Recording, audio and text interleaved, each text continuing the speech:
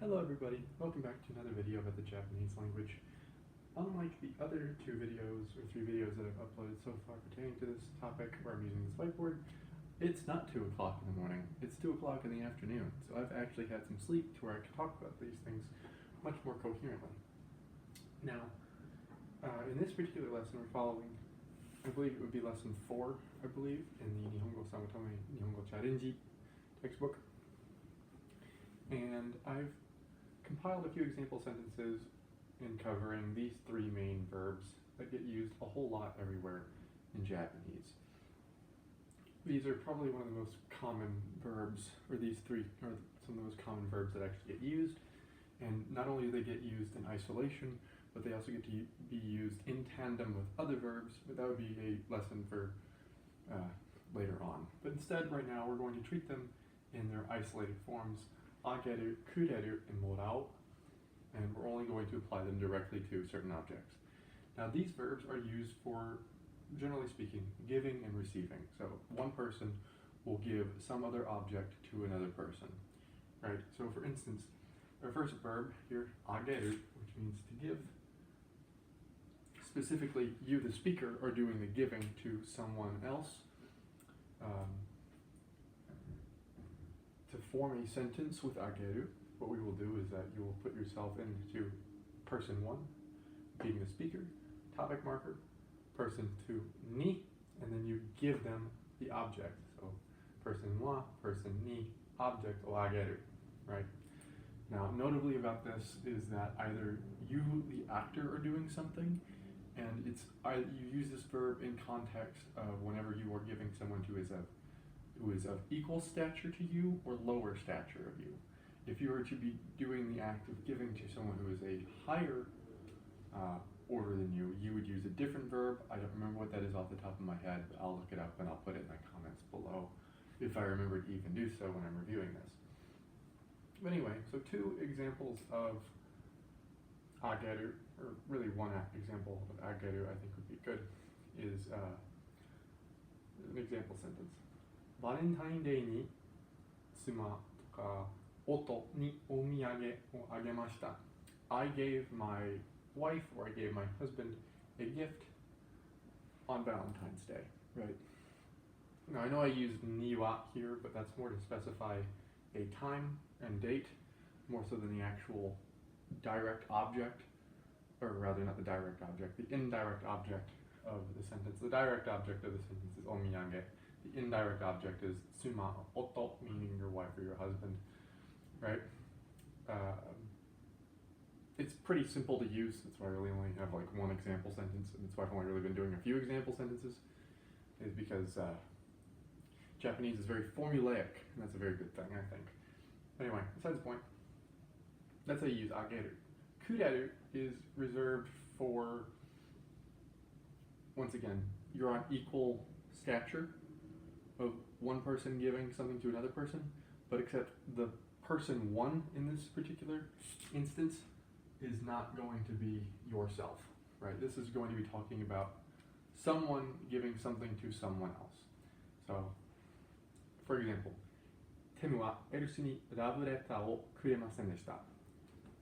If you know anything about V-stars, you'll be familiar with the characters in the plot, but Tem did not give Els his love letter, right? For reasons undisclosed. So we have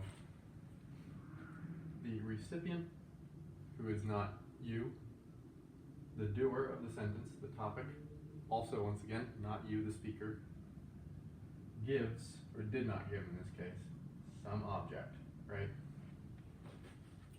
So, another example of this, maybe with a little bit more complex grammar here, admittedly, because I thought it was a good sentence, and you know, it kind of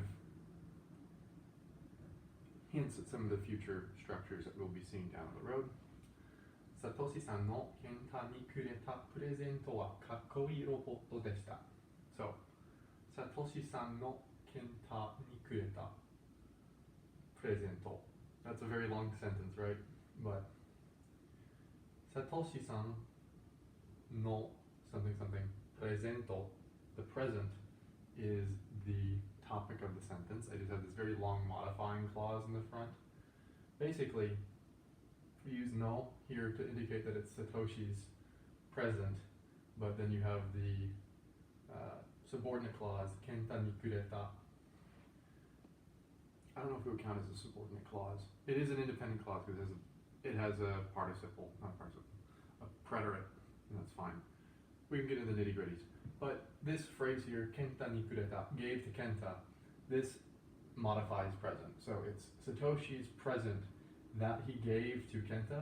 So Satoshi no kenta ni kureta presento wa topic kakkoi roboto deshita was a cool robot.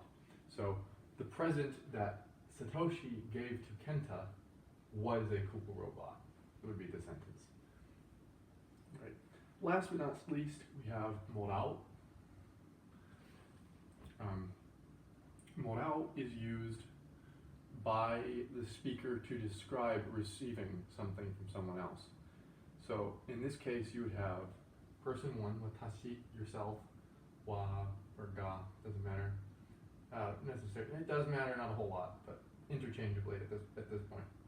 Person two is the person that is giving you that particular object. And then to designate that person as the giver, you would use either ni or kara. Now don't let ni confuse you, because typically we've been using ni in the context of towards something else, or like we have been here, so like I've been giving it to this person. But this really just indicates that this person is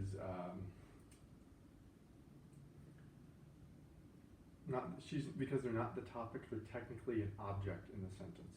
Because you are the one doing the action of receiving, right? So they would be an object of some prepositional phrase rather than the direct object or indirect object. They are an indirect object, but they would be like an indirect object like we're used to thinking of an indirect object. So that's why you can use ni, kara kind of interchangeably to really kind of hammer home the fact that it's coming from a different place that isn't yourself, right? So, for example, America seifu kara shogaki no moraimashita. I, the speaker, even though it's not written out here because we're a action-oriented language and not so much a topic-oriented language in Japanese. So the American government, from scholarship, received. So I received a scholarship from the American government, right? Or to kind of show you how to use the ni kind of portion. I don't know if Big Bird here is being too much of a help. He's kind of blocking the way a little bit. Just moving him a little bit just in case you guys can't see. Watashi ga kanojo ni hana o moraimashita. I received flowers from my girlfriend. Right? So I, the topic or subject, because we're using ga as the subject marker. Kanojo kara, my girlfriend, or kanojo ni hana o moraimashita. See, I'm all English brain, so I use kara instead of from, or instead of ni, because kara more rings home more in my brain than it is ni, because that's just how your brain works with language.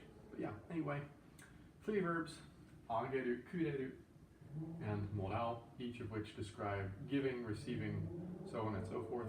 Ageru is when you are doing the giving, kureru is when someone that isn't you is doing the giving, and morao is when you are receiving something from someone else.